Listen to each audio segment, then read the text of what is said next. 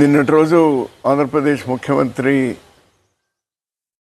నారా చంద్రబాబు నాయుడు గారు మడకసిరకు రావడం చాలా సంతోషం.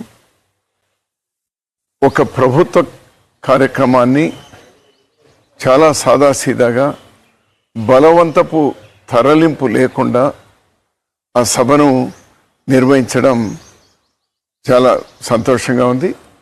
ఏ ప్రభుత్వ కార్యక్రమాలైనా కూడా ఈ ప్రభుత్వాలన్నీ భవిష్యత్తులో ఏ ప్రభుత్వాలైనా ఇది కొనసాగించడం మంచిది అనేది నా అభిప్రాయం. కారణం ఏమంటే ఒకప్పుడు జనం తరలింపు అవసరం, ఎందుకంటే ఈ ప్రసార మాధ్యమాలు లేనప్పుడు, ఇప్పుడు ఈ సోషల్ మీడియా కానీ ఎలక్ట్రానిక్ మీడియా ఉన్నప్పుడు ప్రపంచమంతా చూడొచ్చు. 10 మందితో జరిపిన ఇష్యూ ప్రపంచమంతా తెలపచ్చు. అటువంటి ఒక మంచి ప్రయత్నం నిన్న జరిగింది. నేను నా హర్షాన్ని వ్యక్తం చేస్తున్నాను.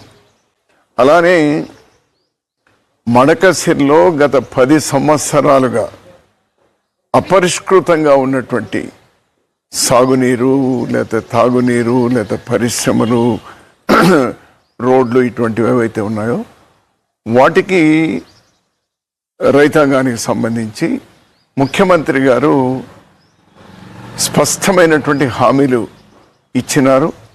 నా హర్షాన్ని వ్యక్తం చేస్తున్నాను. ఒక మడకసిర వాసిగా నా హర్షాన్ని వ్యక్తం చేస్తున్నాను. వాటన్నిటి కూడా వెంటనే ఇంప్లిమెంట్ చేసేటువంటి శక్తి కూడా భగవంతుడు ఈ ప్రభుత్వానికి ఇవ్వాలి. మడకసిరిలో గత 10 సంవత్సరాలుగా పెండింగ్ ఉన్నటువంటివన్నీ పరిష్కారం కావాలి అని నేను కోరుతా ఉన్నాను. దశాబ్దాలుగా ఉన్నటువంటి ఒక సమస్యకు సుప్రీంకోర్టు పరిష్కారం ఇచ్చింది నిన్నటి రోజు.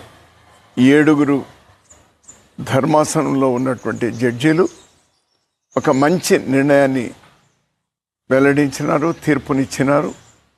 ఎస్సీ ఎస్టీలో వర్గీకరణ జరగాలి, అందరూ సమానంగా రావాలి అనేటువంటి దాంతో ఇచ్చినారు. మనస్ఫూర్తిగా నేను హర్షిస్తా ఉన్నాను.